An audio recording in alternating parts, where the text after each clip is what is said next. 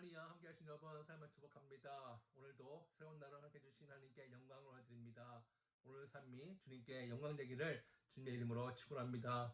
오늘 우리 해주시는 말씀은 요한복음 6장 8절부터 15절입니다. 요한복음 6장 8절부터 15절 제가 봉독해 드리겠습니다.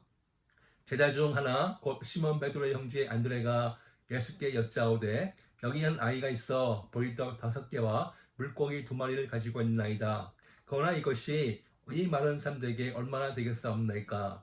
예수께서 이르시되 이 사람들로 앉게 하라 하시니 그곳에 잔디가 많은지라. 사람들이 앉으니 수가 5,000명쯤 되더라. 예수께서 떡을 가져 축사하신 후에 앉아있는 자들에게 나눠주시고 물고기도 그렇게 그들의 몸대로 주시니라.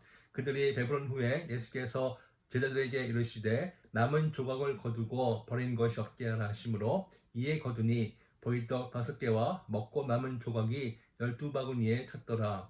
그 사람들이 예수께서 행하신 그 표적을 보고 말하되 이는 참으로 세상에 오실 그 선지자라 하더라. 그러므로 예수께서 그들이 와서 자기를 억지로 붙들어 임금으로 삼으려는 줄 아시고 다시 혼자 산으로 떠나가시니라. 아멘. 기도하시겠습니다. 자비로우신 아버지 감사합니다. 이 새벽에 주님의 음성을 들을 수 있는 은혜 주신 것을 감사드립니다. 우리의 마음을 열어주시고 이 말씀이 우리 심령에 새겨지게 하여 주시옵소서. 또한 우리 삶 속에 순종을 나갈 때 하나님께서 놀랍게 역사하여 주시옵소서. 감사하며 예수님의 이름으로 기도드렸습니다. 아멘. 네, 아멘. 예수님은 그 몰려오는 사람들을 먹이시기 위해서 빌립에게 물어봤습니다. 이때 이 많은 사람들을 먹이려면 적어도 200데나리온의 떡이 필요하다며 불가능하다고 빌립이 그렇게 말을 했습니다. 빌립은 예수님의 시험에 실패를 했습니다. 오늘 본문에서는 이 시몬 베드로의 동생 안드레가 옆에서 듣고 있다가 주님께 말씀을 드립니다. 9절 보시면요.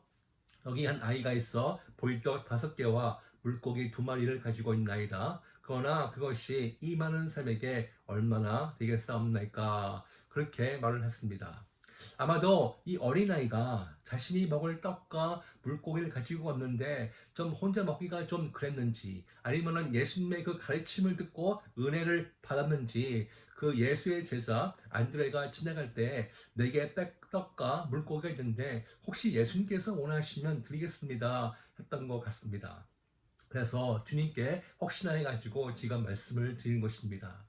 사실 제자들은요 그동안 수없이 예수님께서 기적을 베푸시는 거 보았습니다. 불가능을 가능을 만드신 그 주님을 눈으로 보고 그리고 체험을 한 것입니다.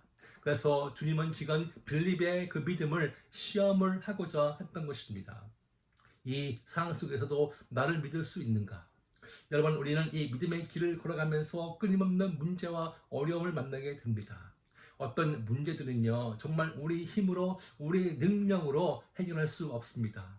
그때 모든 것을 다 하실 수 있는 주님께 나가서 믿음으로 간구를 해야 되는 것입니다. 하나님은 우리가 문제와 어려움, 이런 시험을 만났을 때 우리는 해결할 수도 없지만 또 하나님께서는 해결하시기를 원하지 않으십니다.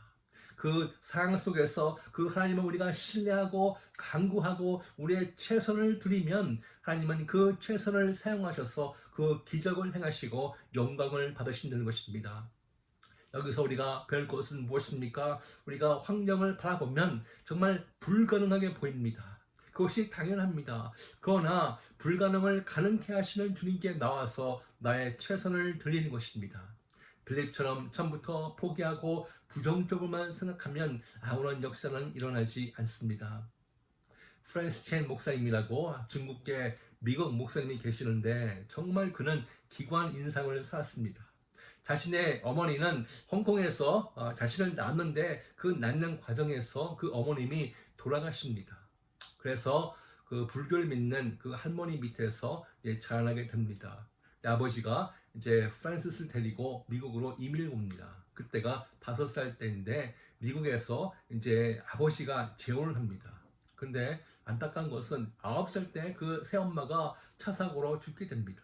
그리고 12살 때 아버지가 암으로 돌아가셔서 졸지에 고아가 된 것입니다.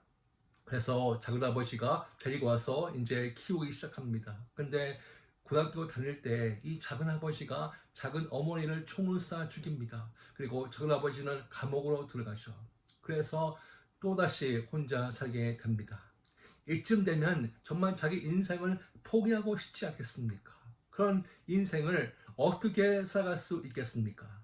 그러나 그는 포기하지 않고 정말 하나님의 은혜로 주님을 붙들게 되었습니다. 그때 예수님께서 사랑으로 그를 만나주시고 그는 주님께 그의 삶을 헌신했습니다. 그래서 목회자의 길을 걷게 되는데 이 캘리포니아에서 이 개척을 시작했습니다. 근데 하나님께서 놀랍게 역사해 주셔서 아주 대형 교회로 성장을 한 것입니다. 그 교회의 특징은요, 이 선교와 구제에 올인했습니다. 근데 참 놀라운 것은요, 하나님께서 그런 고아를, 그런 참 기관 운명을 가지고 태어난 그 목사님을 놀랍게 사용하신 거죠. 그렇게 불행하며 포기하고 싶은 인생을 싸웠지만 자기가 드릴 수 있는 그 최선을 들었을 때 하나님이 놀라운 은혜를 베풀어 주셨습니다. 그의 간증을 들어보면 하나님께서 얼마나 놀라운 기적들을 그의 기도를 통해서 행하셨는지 모릅니다. 한 번은 샌프란시스코에서 3,000명의 노숙자를 모아서 음식을 대접하고 이렇게 집회를 가지려고 했습니다. 근데 음식을 후원하겠다는 그 단체가 당일날 갑자기 못하겠다고 연락이 온 것입니다. 그래서 그 발런티어들이 모여서 우리가 어떻게 하면 될까?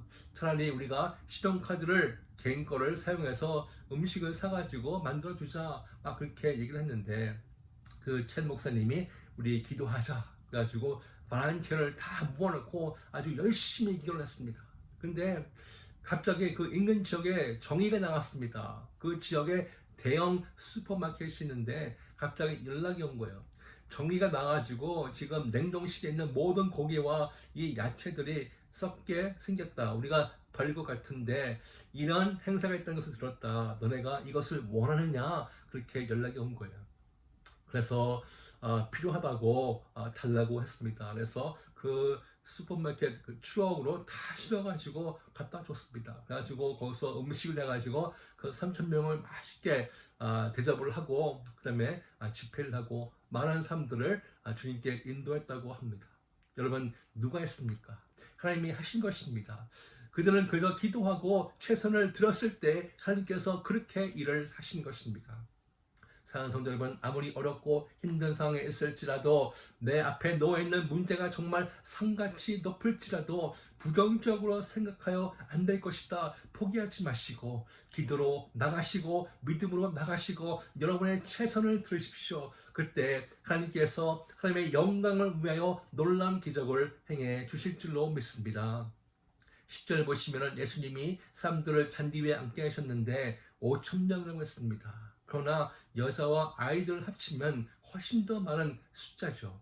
11절 보시면 예수께서 떡을 가져 축사하신 후에 앉아있는 자들에게 나눠주시고 물고기도 그렇게 그들의 원대로 주시니라 했습니다. 예수님께서 축복 기도를 하시고 제자들에게 나눠주라고 말씀하십니다. 제자들이 그 떡과 물고기를 광주에 넣고 사람들을 봅니다. 근데 그들의 원대로 주라고 말씀하시는 거예요. 그러면 한 명밖에 주지를 못할 것입니다. 정말 믿음이 아니면 할 수 없는 것입니다. 근데 여러분 한번 그 장면을 상상해 보시기 바랍니다. 떡을 주었는데 또 주어도 또 물고기를 주고 또 주어도 계속 넘치게 나옵니다. 그 받아 먹는 사람도 그 주는 사람도 얼마나 신기하며 놀랐을까요? 그리고 그들은 먹고 나서 하나님께 크게 영광을 올려드렸습니다. 그리고 14절 보시면 그 사람들이 예수께서 행하신 이 표적을 보고 말하되 이는 참으로 세상에 오실 그 선지더라 했습니다. 그 일로 인하여 사람들은 예수님을 믿게 됩니다. 저는 여러분이 기도 제목을 넣고 간절히 기도하실 때 하나님께 영광이 될 수 있도록 기도하십시오. 그 일을 통하여 여러분의 가족들이 사람들이 하나님을 믿을 수 있는 계기가 되도록 기도하시기를 바랍니다. 그때 하나님께서 여러분의 기도를 들으시고 응답하시며 놀랍게 역사해 주실 줄로 믿습니다.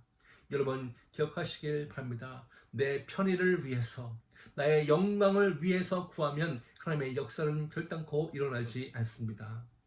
12절과 13절 보시면 그들이 배부른 후에 예수께서 제자들에게 이르시되 남은 조각을 거두고 버리는 것이 없게 하라 하심으로 이에 거두니 보리떡 5개로 먹고 남은 조각이 12바구니에 찼더라 그랬습니다. 주님께서 그 많은 사람들을 먹이시고 말씀하십니다. 남은 것들은 뭐라? 이게 주님의 경제 원칙입니다. 줄 때는 아낌없이 주라. 원하는 대로 주라. 그러나 남은 부스러기는 아끼라. 사랑하는 성도 여러분, 우리는 그저 청지기일 뿐입니다. 우리가 소유한 물질은 우리의 것이 아닙니다. 주님께서 우리에게 맡겨주신 것입니다. 우리가 해야 할 일은 무엇입니까? 어떻게 하면 하나님께서 원하시는 곳에 사용할까입니다. 교회를 위해서, 성교를 위해서, 구제를 위해서 마음껏 사용하시기를 바랍니다. 그러나 우리의 삶 속에서 낭비는 하지 마십시오. 그게 원칙입니다. 저는 여러분이 남에게는 후하게 자신에게는 인색할 수 있는 여러분 되시기를 바랍니다. 15절 보시면 그러므로 예수께서 그들이 와서 자기를 억지로 붙들어 임금으로 삼으려는 줄 아시고 다시 혼자 산으로 떠나가시니라 했습니다. 예수님은요, 사람들의 칭송과 인기에 관심이 없습니다. 그래서 산으로 떠나가십니다. 저는 여러분이 사람들의 칭송과 인기에 연연하지 말고 관심을 가지시지 말고 오직 하나님의 주신 그 사명에만 올인할 수 있는 여러분 되시기를 주님의 이름으로 축원합니다. 사랑하는 성도 여러분, 오병이어의 기적을 베풀어 주신 예수님은 오늘도 성도님의 가정에 찾아오셔서 넘치도록 채워드시는 그 놀라운 기적을 베풀어 주시기를 주님의 이름으로 축원합니다. 기도하시겠습니다. 이 시간 우리가 말씀을 붙들고 간절히 기도하기 원합니다. 그렇습니다.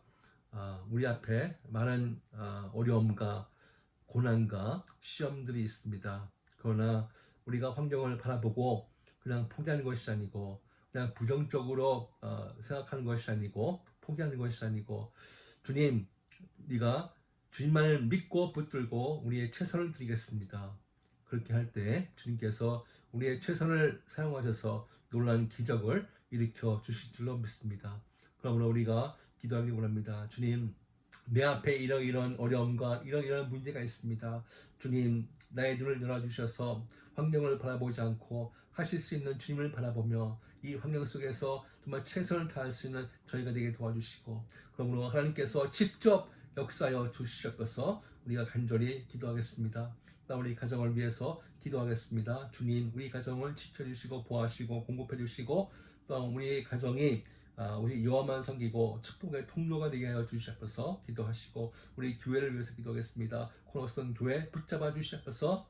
모든 성도님들 상 안에서 하나가 되고 기도 안에서 하나가 되게 도와주시고 주신 사명을 위해서 올인할 수 있는 저희 교회에게 도와주셔서 마지막 시대에 소망이 되고 희망이 되고 구원의 방주가 되고 진리의 등대가 되게 하여 주시옵소서. 기도하시고 또한 우리 지체 가운데 어려움 당하는 지체 있습니다. 육체적인 질병으로 또 경제적으로 어려움 당하는 성도님들 또한 신분 문제를 고통을 당하는 우리 성도님들을 위해서 간절히 기도하시고 우리 미국과 우리 조국 위해서 기도하겠습니다. 하나님, 이 영적인 부흥을 허락하여 주시옵소서. 어려운 세력을 물러가게 하시고 다시 한번 교회가 일어나고 온 땅이 복음으로 충만케 하여 주시옵소서. 기도하시겠습니다. 코로나 종식을 위해서 기도하시고 또한 온 땅에 흩어져 있는 모든 성도님들 핍박과 순교하는 그 성도들 그리고 선교사님들을 위해서 기도하시고 우리 신영철 선교사님 부부를 위해서 기도해 주시기 바랍니다. 함께 하신 여러분 주님의 이름으로 축복합니다. 성령님께서 오늘도 함께 하시고 동행하시고 역사해 주셔서 승리하신 여러분 되시기를 축복하며 우리 같이 기도하시겠습니다.